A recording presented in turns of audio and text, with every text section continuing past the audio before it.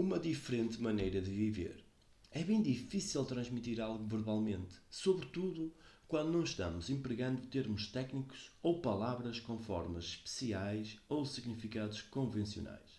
Porém, palavras triviais. Como vamos fazer, porque então mais difícil ainda é transmitir a outros a exata significação do que queremos dizer. A maioria de nós, infelizmente, pensa em conformidade com fórmulas. Temos certos conceitos acerca da liberdade, da sociedade, da bondade, da virtude, etc. Com base nesses padrões, pensamos. E se empregamos palavras de significado comum, não adstritas a determinadas fórmulas, dificulta-se a comunicação, porque tendes certos conceitos e ideias, e o orador tem de romper essa barreira de conceitos e fórmulas, a fim de transmitir o seu pensamento.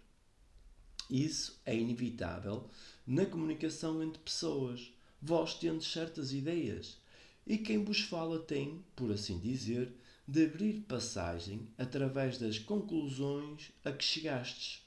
Assim, sabendo-se que vós tendes vossas fórmulas especiais e que eu vou fazer uso de palavras comuns, de significados comuns, registrados nos dicionários, podemos agora começar. Nestas palestras vamos tratar de problemas altamente complexos. Problemas que requerem profunda investigação e penetração e uma mente disposta a libertar-se de suas próprias opiniões, conclusões e experiências. Porque, é óbvio, a mente necessita de liberdade e da energia que dela nasce para explorar e descobrir. Só em liberdade se pode descobrir alguma coisa, seja no campo científico, seja no domínio psicológico. E como estas palestras versarão sobre matéria psicológica, necessitamos de muito mais penetração, de muito mais liberdade e energia. Já vimos que as palavras têm certos e determinados significados. E devemos ter sempre em mente que a palavra não é a coisa. A palavra mar não é o mar, o oceano, aquela enorme expansão de água, assim como a palavra árvore não é a árvore. Disso devemos estar sempre lembrados, já que vamos investigar matéria sumamente complexa, que exige toda a atenção. Se vos limitardes a ouvir uma ou duas destas palestras, não descobrireis a inteira estrutura de vosso pensar e de vosso sentir, tendes de escutar toda a série, judiciosa, sã e equilibradamente. Como disse na reunião anterior, cumpre encontrar ordem na sociedade e na liberdade. A sociedade são relações organizadas entre homens. Nessa organização, nessa sociedade, temos de encontrar liberdade. E nessa liberdade, ordem. Do contrário, não é liberdade, porém mera reação contra a sociedade. Quer dizer, muitos de nós, vendo-nos cativos do ambiente, reagimos, revoltamo-nos. E essa revolta, segundo queremos, é liberdade. Mas é bem evidente que nenhuma revolta originada de reação traz a liberdade, só traz desordem. A liberdade é um estado de espírito que não resulta de nenhuma reação, tal o comunismo, que é uma reação ao capitalismo. E essa reação, na vida diária ou numa sociedade organizada, só pode gerar mais desordem. Na sociedade existe ordem, tecnologicamente, como se vê no mundo inteiro. A ordem é necessária para os indivíduos poderem viver e trabalhar juntos. Toda a cooperação exige ordem. Mas essa ordem é produto da necessidade tecnológica, da necessidade criada pela conveniência, pelo medo, etc. Nessa ordem tecnológica há desordem porque o homem não é livre. Só quando se compreendem as relações psicológicas entre os homens e nessas relações se estabelece a ordem, só então há liberdade. Isso deve ficar claramente entendido entre o orador e vós. Ao falarmos de liberdade, não estamos falando de reação, estamos nos referindo à ordem que nasce da integral compreensão da psique humana, da essência total do homem, da inteira estrutura sociológica e psicológica do homem. Da compreensão dessa estrutura nasce a liberdade que traz a ordem. Só dentro dessa ordem poderão os homens conviver pacificamente. Tal é o alvo que temos em mira nestas palestras. Isto é, promover uma transformação na mente humana mediante a compreensão das relações sociológicas e psicológicas do homem. Pois dessa compreensão nascerá a liberdade e dessa liberdade a ordem. O que nos interessa, por conseguinte, é descobrir uma maneira de viver em que não sejamos escravos da sociedade e possamos, ao mesmo tempo, estabelecer, num mundo novo, um estado de ordem e não de desordem nas relações humanas. Na sociedade hoje existente, as relações entre os homens são organizadas. Nela há desordem porque vivemos em conflito, não só com nós mesmos, mas também uns com os outros. Exteriormente, estamos divididos em comunidades, separadas umas das outras por diferenças idiomáticas, nacionais e religiosas, divididos em famílias, em oposição à comunidade e a comunidade em oposição à nação, etc. Interiormente, observa-se uma extraordinária ânsia de sucesso, um forte impulso à competição, ao ajustamento, a compulsão da ambição, do desespero, do tédio, da existência de cada dia. O desespero do ente humano que se vê num estado de total e irremediável solidão.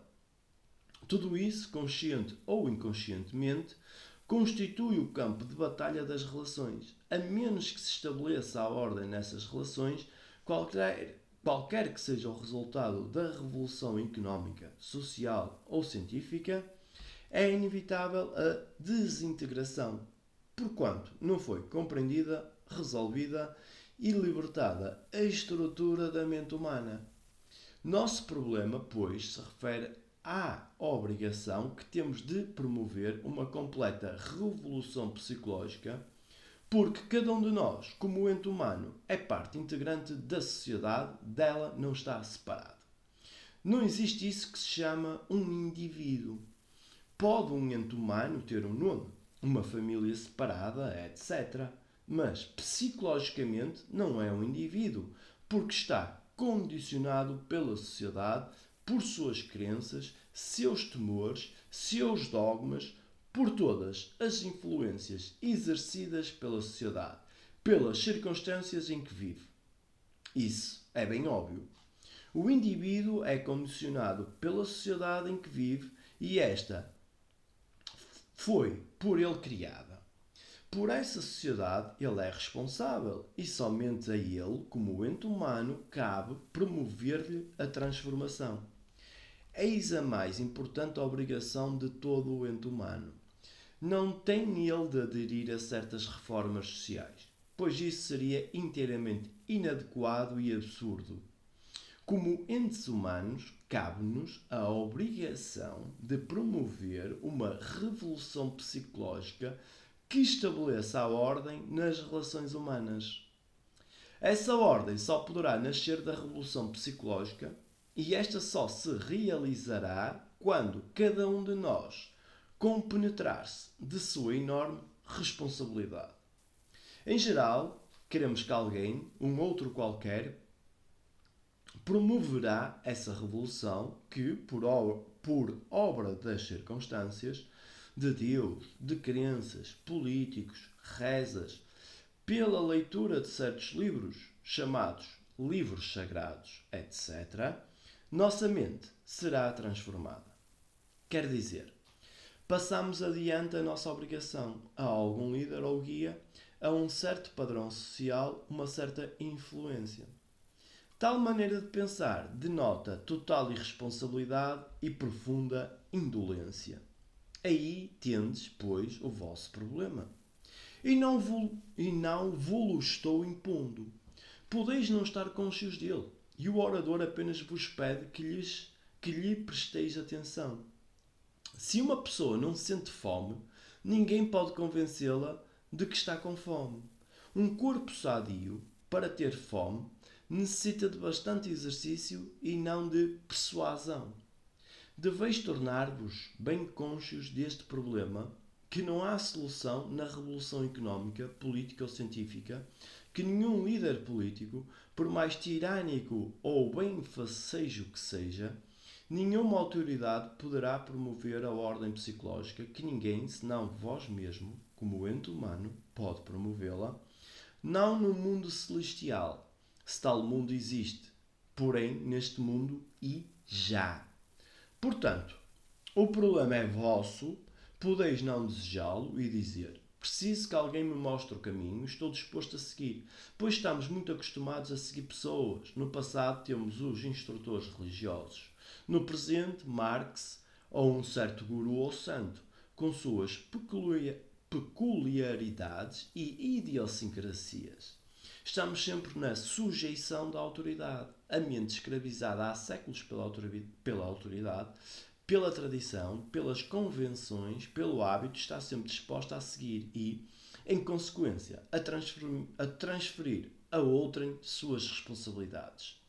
Nessas circunstâncias, não é possível estabelecer-se a ordem psicológica. Essa ordem psicológica é indispensável, porque nela é que temos de basear a nossa vida diária, a única coisa realmente importante. Daí, dessas bases sólidas, temos responsável de ir muito longe. Mas, se nos faltam essas bases, ou se as assentamos na crença, no dogma, na autoridade, na confiança em outrem, estamos então totalmente extraviados. Cabe-nos, pois, promover uma transformação psicológica em nossas relações com a sociedade em que vivemos. Por conseguinte, não há motivo de retirar-nos para o Himalaia, tornar-nos monges ou freiras ou prestar serviços sociais e demais puerilidades. Nós temos de viver neste mundo, de realizar uma transformação radical em nossas mútuas relações, não num futuro distante, porém agora. É essa a nossa maior obrigação. Porque, se não modificar-se a psique, a estrutura interna da mente e do coração, ver-nos-emos em eterna confusão, angústia e desespero.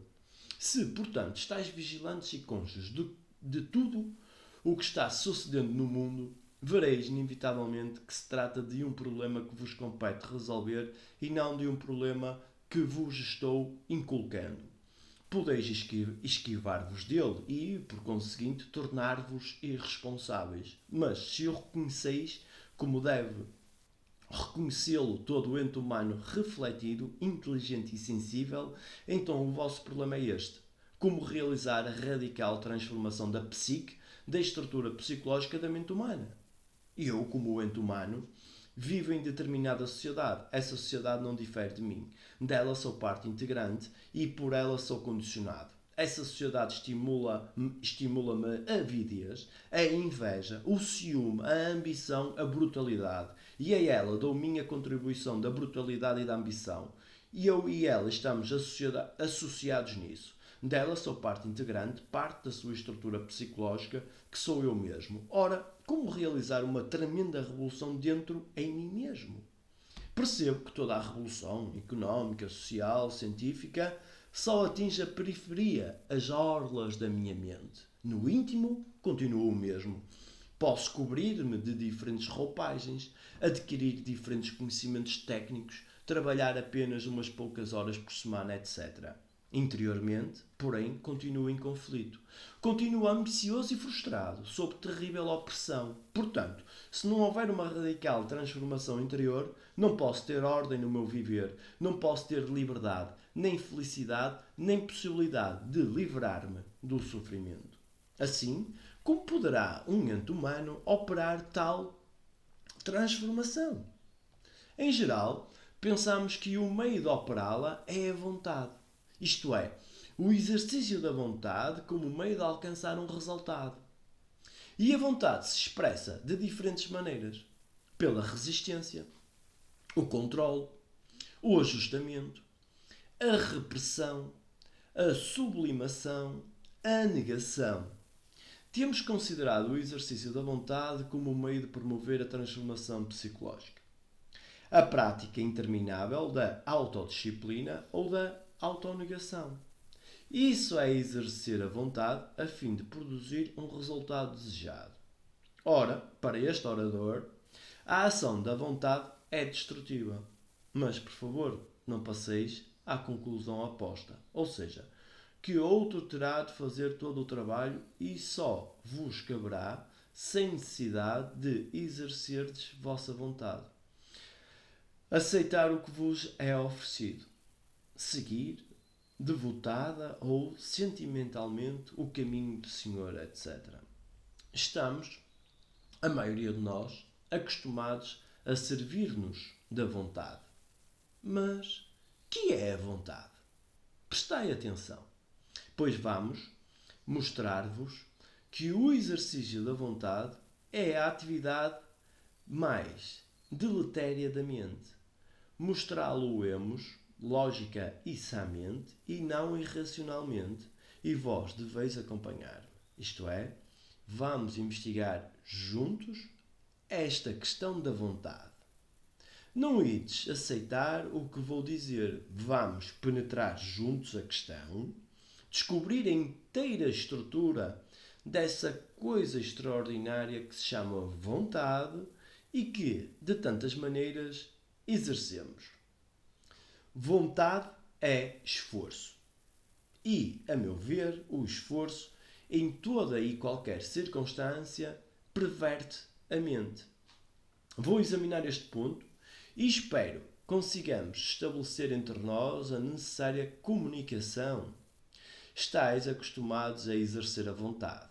Assim, enquanto falo sobre esta matéria, não traduzais o que ouvis em termos do que já aprendestes ou lestes. Não lhe resistais. Temos de investigar juntos a natureza e o significado da vontade, porque pensamos que pelo exercício da vontade promoveremos uma mudança ou transformação psicológica em nós mesmos. E eu vou mostrar-vos que não é por esse caminho que o conseguiremos. Que é, pois, a vontade. Quer a exerçamos debilmente, quer muito fortemente, ela é sempre o mesmo processo. Quer exercida em sentido negativo, quer em sentido positivo, ela é sempre vontade. Quando dizeis não devo e começais a disciplinar-vos a propósito da coisa mais absurda, como por exemplo, quero deixar de fumar, estais exercendo a vontade, estais fazendo esforço, porque no desejo há sempre uma contradição: fumar e não fumar. Tal contradição implica esforço, e esforço significa vontade de conseguir isto ou aquilo, negativa ou positivamente. Vejamos, pois, o que se entende por vontade. A vontade, afinal de contas, é o prolongamento do desejo. Isso é bastante claro. Desejo uma coisa e trato de obtê-la. Se é coisa agradável, trato de consegui-la muito mais vigorosamente, empurrando para o lado todo o obstáculo que me barra o caminho. Ou se é dolorosa, opondo-lhe resistência. Tanto a resistência como o esforço de obtenção, tanto a busca do prazer como afogador, tanto o desejo de alcançar uma coisa como o de repeli-la, implicam a ação da vontade. Que é vontade então? Ora, provavelmente tendes opiniões ou ideias a respeito da vontade, tirada de vossos livros. Ou nenhuma ideia tendes sobre o que seja a vontade. Deixemos por ora tudo isso de parte, porque desejo transmitir-vos algo. Já que vos sujeitastes ao incómodo de vir aqui, tende a vontade de escutar. Como sabeis, uma das coisas mais difíceis é escutar. Nós nunca escutamos. Ora, escutar sem resistência é extremamente difícil. Por exemplo, escutar o barulho daqueles corvos e ao mesmo tempo o orador. Notai isto. Escutar os corvos e simultaneamente o orador requer atenção. Desejais escutar o orador, mas os corvos interferem. Por conseguinte, resistis ao barulho dos corvos, dizendo: Não quero ouvir os corvos, pois preciso prestar atenção ao que o orador está dizendo. Que significa isso? Que estáis exercendo a vontade para resistir ao barulho dos corvos e concentrar-vos em escutar o orador. Portanto, não estáis escutando. Estáis fazendo um esforço a fim de escutar, esforço que está todo aplicado no resistir e no concentrar-vos. Logo, não estáis escutando absolutamente. Observai esse processo em vós mesmo. Já se escutais sem resistência aos corvos e sem intensa concentração no orador, vossa atenção não está dividida. Escutais, então, tanto os corvos como o orador. Nisso não há concentração, porque sois sensível a ambas as coisas. É dificílimo discorrer sobre estes assuntos quando há incidentes causadores de distração. Isso que se costuma chamar de distração. Ali está uma senhora a levantar-se para sair, os corvos estão a gresnar, estão dando as boas noites uns aos outros antes de dormir e vós quereis escutar o que o orador está dizendo. Escutar tudo isso ao mesmo tempo, sem distração de espécie alguma, é a maneira por excelência de escutar. É a suprema maneira de escutar, pois denota o mais alto grau de sensibilidade. Vamos, pois, escutar para conhecer, em seu todo, a estrutura da vontade. Como dissemos, a vontade é o prolongamento do desejo. Torna-o mais forte. Isso é bem óbvio. Desejo uma coisa e trato de obtê-la. Ora, que é desejo? Tendo a bondade de escutar. Não estamos dizendo que deveis viver sem desejo ou que deveis reprimir. O desejo, como recomendam os vossos livros religiosos e todos os vossos gurus. Ao contrário, vamos investigar juntos esta questão do desejo. Se reprimis o desejo, isso significa que estáis destruindo a vós mesmos. Vos estáis paralisando, tornando-o insensível, embotado, estúpido, como sempre fizeram os indivíduos religiosos. Reprimindo o desejo, destruíram a sensibilidade. Mas, logo que começares a compreender a sutileza, a natureza do desejo, nunca mais tentareis reprimi-lo, nunca mais reprimireis coisa alguma. Voltarei a este ponto. Que é o desejo? Surge o desejo no momento em que vedes uma bela mulher, um belo carro, um homem bem trajado, uma bonita casa. Há a percepção, a sensação por meio do contacto e, por fim, o desejo. Vejo que estás usando um lindo casaco. Há a percepção, o ver, a atração, o talho do casaco e a sensação e o desejo de possuir um casaco igual. Isso é muito simples. Ora, que é que dá continuidade ao desejo? Entendeis? Sei como o desejo surge. Isso é bastante simples. Que dá continuidade ao desejo? É essa continuidade do desejo que o fortalece, que se torna vontade. É claro? Exato? Cumpre-me, portanto, descobrir o que é que dá continuidade ao desejo. Se puder descobri-lo, saberei então o que fazer acerca do desejo. Nunca o reprimirei. Pois bem, que dá continuidade ao desejo? Vejo algo belo, atraente, despertou-me um desejo. É preciso agora descobrir o que lhe dá vitalidade, o que dá continuidade à sua força. Algo que me agrada, me parece desejável e a esse desejo dou continuidade pensando nele. Penso no sexo e com isso lhe dou continuidade. Ou penso num desgosto ontem provado e também lhe dou continuidade. Vemos, pois, que o despertar do desejo é natural e inevitável. Nós temos de ter desejo de reagir, pois, do contrário, somos entidades mortas. Mas o importante é verdes, descobrirdes por vós mesmos quando se deve e quando não se deve dar continuidade ao desejo. Por conseguinte, temos de compreender a estrutura do pensamento que influencia, controla, molda e dá continuidade ao desejo. Exato? Isso é bem claro? O pensamento funciona de acordo com a memória, etc. Assunto de que não vamos tratar agora. Estamos apenas mostrando como, pelo pensar constantemente no desejo, ele se fortalece e se lhe dá continuidade, a qual se torna vontade. Como essa vontade é que operamos. E essa vontade baseia-se no prazer e na dor. Se há prazer, desejo mais desse prazer. Se há dor, resisto. Assim, tanto a resistência à dor como a busca do prazer dão continuidade ao desejo. E, uma vez compreendido isso, não cuido mais de reprimir o desejo, porque, Quando o reprimimos, ele inevitavelmente causa outros conflitos, como acontece quando se reprime uma doença. Não se pode reprimir uma doença, temos de deixá-la declarar-se, dar atenção a ela, fazer tudo o que seja necessário. Se a reprimimos, ela aumentará em potência, tornar-se-á mais forte e mais tarde nos atacará. Identicamente, quando se compreende a natureza do desejo e o que lhe dá continuidade, nunca mais e em circunstância alguma o reprimiremos. Mas isso não significa que devemos entregar-nos ao desejo, porque se cedemos ao desejo, ele traz a dor ou o prazer que lhe são próprios e de novo nos vemos em seu círculo vicioso. Os entes humanos, em maioria, já se afizeram a este modo de proceder.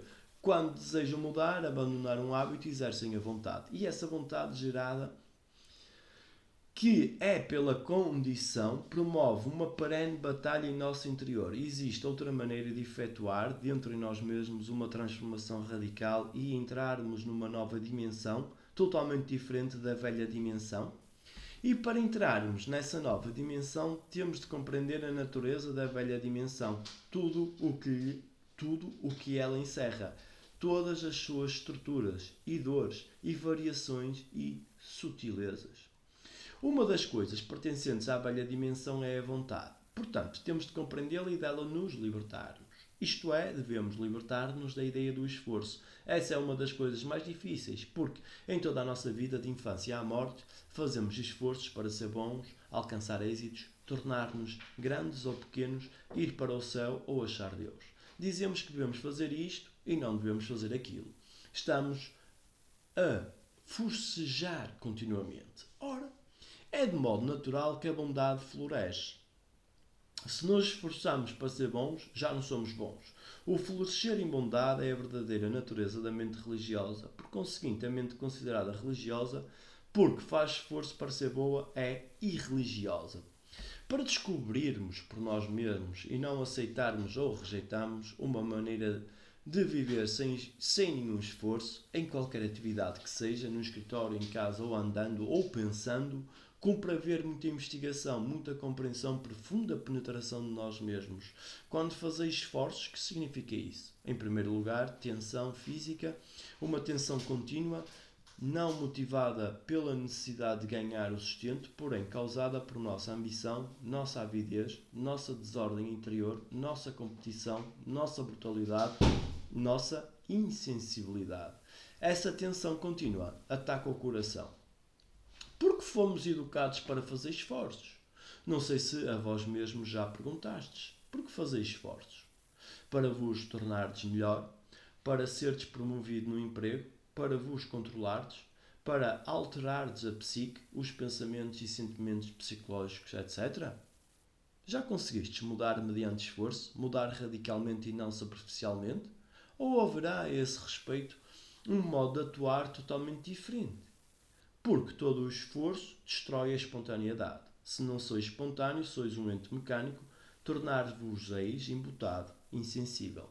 Se sois insensível àquela lua, se não podeis ver sua beleza espontaneamente, naturalmente, com vitalidade, com vigor, vossa mente está morta, é uma mente inepta, desordenada e religiosa. Nunca olhamos para a lua, nunca vemos a sua beleza. Se ocasionalmente alguém nos chama a atenção para ela, olhamos para o alto, mas nossos pensamentos, nossas preocupações ocupam muito mais espaço em nossa mente e, portanto, não olhamos a lua verdadeiramente. Nunca olhais a beleza do mar, ou do rio, ou de uma árvore. Nunca olhais a beleza do semblante de uma criança, de uma mulher, de um homem, porque para vós a beleza está sempre associada ao sexo e todos os vossos livros religiosos preceituam: evitai a mulher se quereis achar Deus. E, assim, negando a beleza, negastes a vida, e negando-se a vida, não se pode encontrar a vida eterna. A vida está aqui e não no além. É, portanto, indispensável que descobrais por vós mesmo porque fazeis esforço. Eu vou-lo posso explicar, mas explicações, palavras não são fatos. Assim como a palavra árvore não é árvore. A explicação não é o fato por vós mesmo descoberto. Quando o descobris por vós mesmo, ele assume extraordinária vitalidade e vos transmite a vitalidade necessária para o enfrentardes. Olhai, se vos digo que olheis para a lua, olhais, mas em verdade não olhais, porque foi outro que vos mandou olhar. Mas se estáis escutando o orador e ao mesmo tempo olhando a lua, vereis então a extraordinária unidade de vossa atenção que olha a lua e ouve as palavras do orador. Não há dois processos diferentes, duas diferentes atividades. É a mesma energia que olha e escuta. Mas, se a dividis como o ato de escutar e o ato de olhar, está então criada uma contradição. E nessa contradição há esforço. Excluís então a lua para ouvir o orador. Quando excluís a lua para escutar o orador, não escutais o orador. A beleza de escutar reside em sermos altamente sensíveis a tudo o que nos cerca. À fieldade, à imundície, ao escoalor, à miséria e também à sordidez, à desordem, à pobreza de nossa própria existência. Quando estamos cônscios de ambas as coisas, o orador e a lua, não há então esforço. Isto é, quando há percebimento sem nenhuma escolha, não há esforço. Se dizeis, quero prestar atenção à lua, isso é escolha, preferis prestar atenção à lua a prestar atenção ao orador e ao que está dizendo. Há, portanto, uma divisão, excluís uma coisa para prestares atenção a outra. Nessa exclusão e nessa divisão há contradição. Essa contradição é que gera conflito e, por conseguinte, esforço. Mas, se escutais e se observais sem nenhuma escolha, nenhuma exclusão, nenhuma contradição, não há então esforço de espécie alguma. Examinaremos esta questão do esforço, talvez na próxima reunião, mas importa compreender isto. A vontade, quer positiva, quer negativa, cria contradição, inevitavelmente, e quando a mente se acha em contradição, exterior ou interiormente, tem de haver esforço, e havendo esforço, não há atenção, não há percebimento. Essa é a origem de todos os nossos problemas. Assim, a mente que escuta e ao mesmo tempo olha à lua, sem nela haver nenhuma contradição, essa mente é sensível a tudo, ela aprende indefinidamente e jamais acumula o que aprendeu como conhecimento, porque a mente que está apenas a acumular e a armazenar conhecimentos é uma mente embutada e insensível, mas a mente que está aprendendo é altamente sensível e só podeis aprender quando observais, quando vedes, quando ouvis, quando sentis, quando há esse percebimento completo de tudo, essa elevada sensibilidade. Só então a mente não tem conflito nenhum, não é uma mente torturada, uma mente maculada, desfigurada. Só essa mente pode ver a verdade, só ela pode viver fora do tempo.